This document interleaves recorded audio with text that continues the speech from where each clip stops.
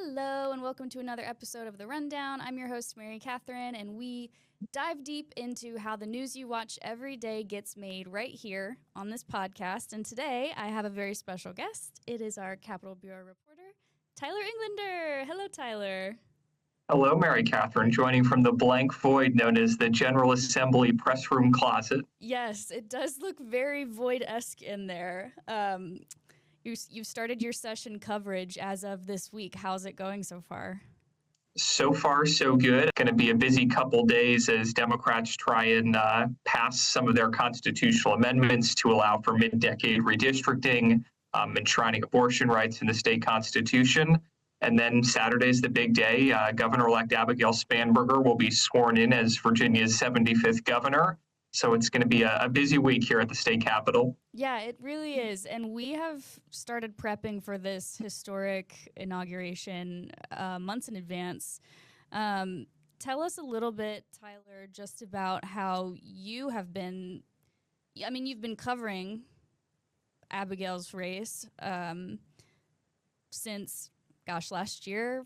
November 13th, 2023, she announced her campaign, and we've been there every step of the way. Yeah, so tell us a little bit just about your experience covering the election and now the preps for the inauguration that happens on Saturday. Yeah, I would say the good news is, as you mentioned, I've covered this race really ever since it began.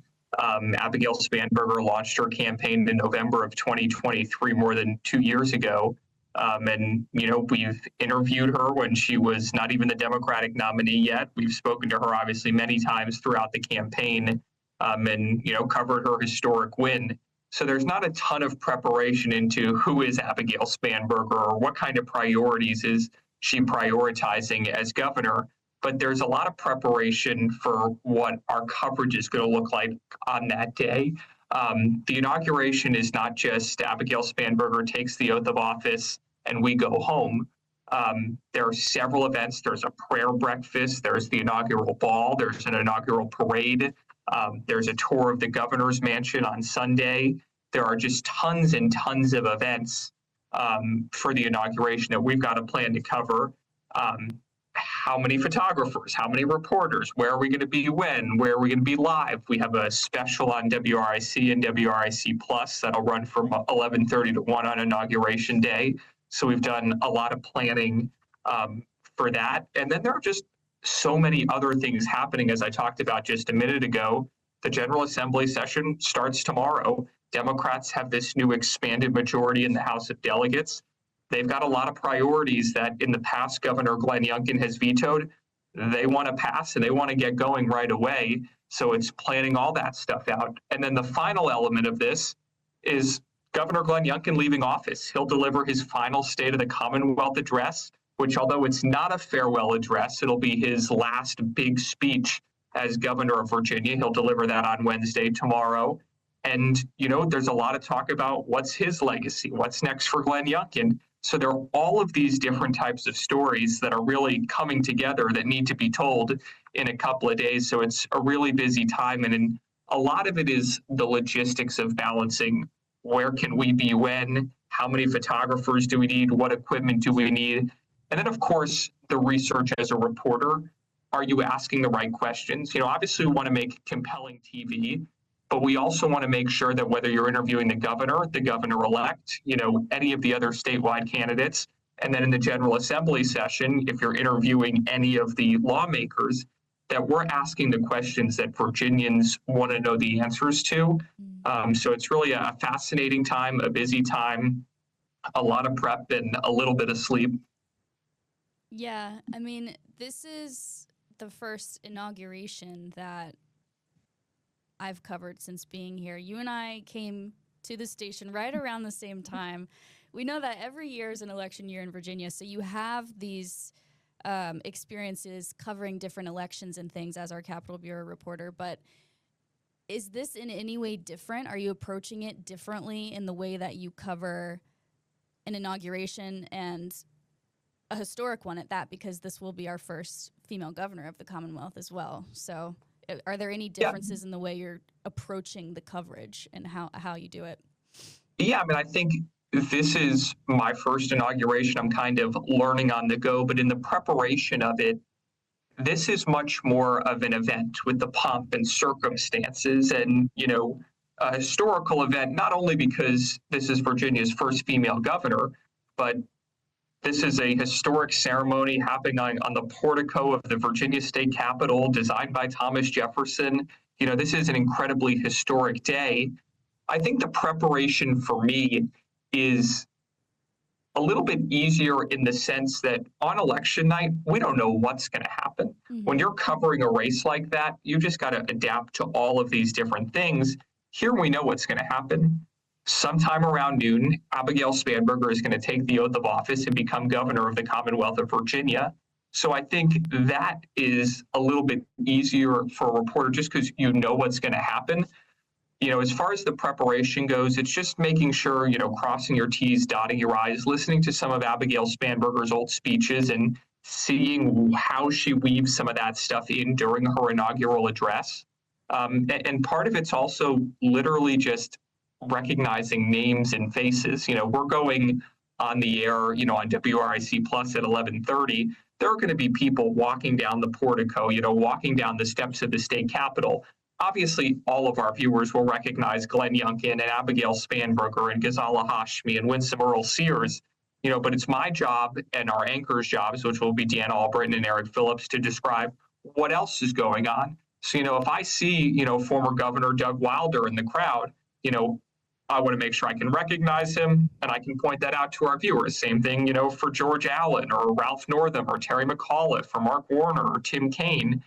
So part of it is just recognizing the names and the faces and being able to describe to viewers who these people are and what's happening. And I think one of our responsibilities here is it's a little bit more of a party atmosphere. You've got people celebrating the election of Abigail Spanberger as Virginia's next governor, celebrating her taking office.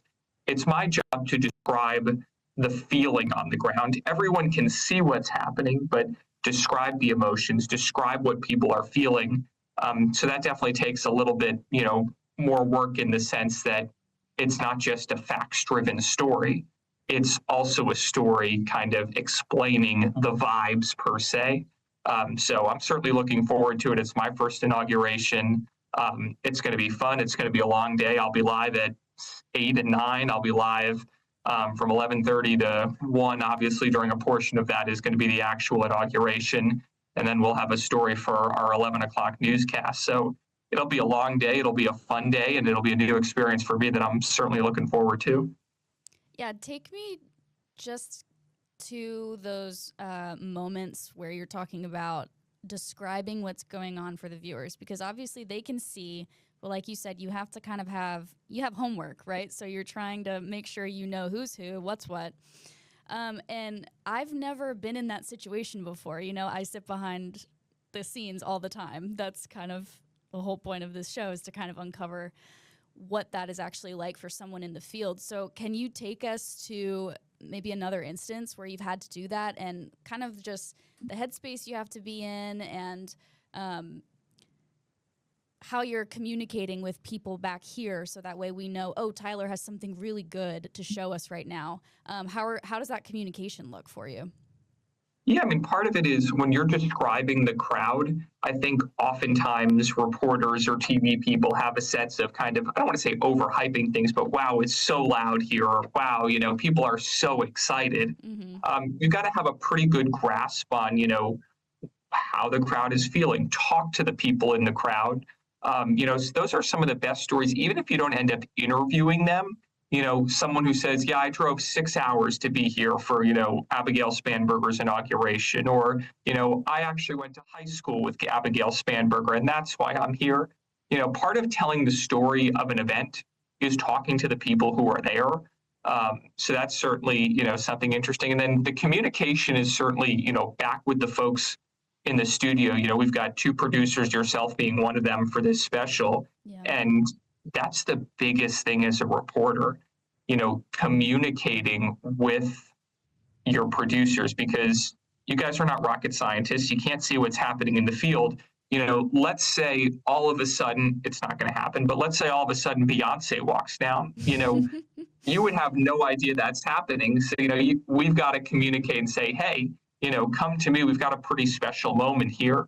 When Abigail Spanberger's parents come down, that's something where, you got to do a little preparation. So I can say, Abigail Spanberger, her father was a law enforcement officer, her mother was a nurse, that kind of context, adding something to the moment is the type of research that we have to do.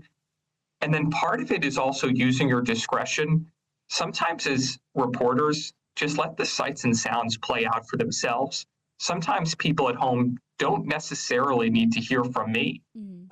Sometimes we let the specialness of the moment, the importance of the moment, the historic nature of the moment, let that story play out. Let the viewers, see that for themselves. So, I'm interested to see how it all comes together. We're really going to have to, me, you, Deanna, Eric, all the talented folks here who are working on this special, are really going to have to, take it moment by moment and kind of, make some decisions on the fly. But that's the fun part about it. There's pressure on you, there's a little bit of uncertainty. And it's certainly, we hope will make for something that, viewers are excited to see. And, they can really feel, even if they're at home on their couch, that they have a part of this historic moment. Yeah, I'm really excited about it because I think it's just going to be a really fluid day. And it's really, like you said, all going to be based on the vibes of the situation. So I'm looking forward to it. I'll be in the booth with Jessica and we're going to be kind of calling the shots back there. So it's going to be fun to see who is there, because I think there are going to be some pretty important people there that maybe none of us know yet. We just got to wait and see. So that's going to be part of the fun of it. Do you have any inclination, what Governor Youngkin's speech is going to be like tomorrow? What he might be saying? I know there's been some speculation on where's he going next after this. Do you have any idea of what he's going to be saying tomorrow?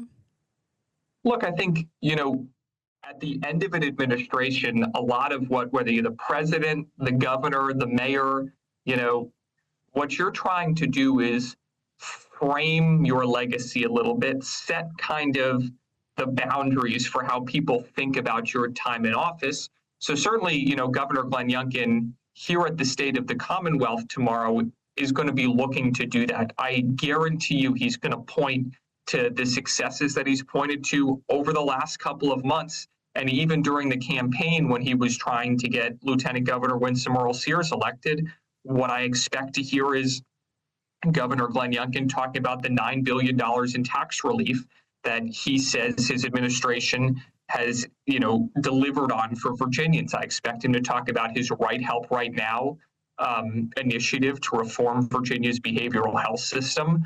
Fentanyl deaths are way down in Virginia, one of the top couple of states in the nation. So I really expect Governor Youngkin to hit on some of those, successes from his administration to try and, make Virginians understand or try and frame the narrative about how successful his administration is. I also expect somewhat of a cautious tone or, a note of warning to a lot of the new lawmakers that are here. Virginia Democrats won an additional 13 seats. So there are a lot of new lawmakers who are going to be here, who are going to be in the chamber tomorrow. It's going to be their first day on the job. And, a couple hours into it, they're going to be hearing from the governor. And I think he's going to say, hey, here are all the things we've done. We haven't repealed right to work. We've pushed forward in reducing regulations. We've pushed forward in not raising taxes. And that's created an environment that's made Virginia successful. I think he's going to warn them that, hey, keep my priorities in place. If you stray from them, Virginia may suffer. So I think it's going to be twofold. He's going to be talking about his legacy, and he's going to be warning lawmakers that they have to be disciplined and they should stick with some of those accomplishments if they want to keep Virginia moving in the right direction.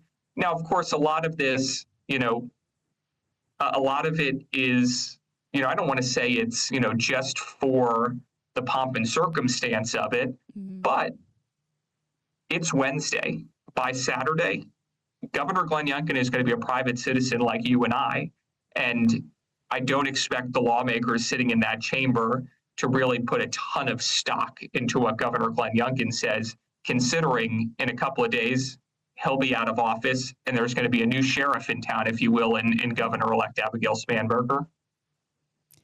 Now, looking forward to Saturday and Spanberger's kind of first address as once she's sworn in as governor, do you have any idea, is that going to be just kind of like a victory speech there, laying out her priorities? What are you expecting there? I expect it to be, different than her victory speech on election night. Mm-hmm.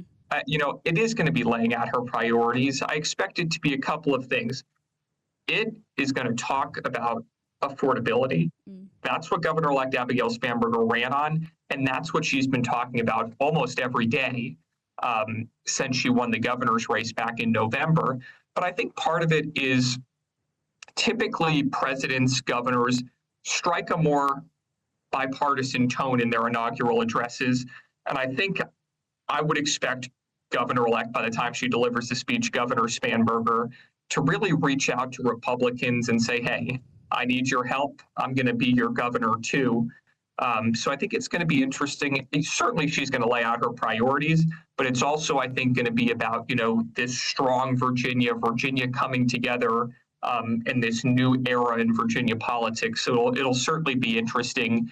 The governor-elect has always, struck somewhat of a bipartisan tone, and I expect to hear that on Saturday as well.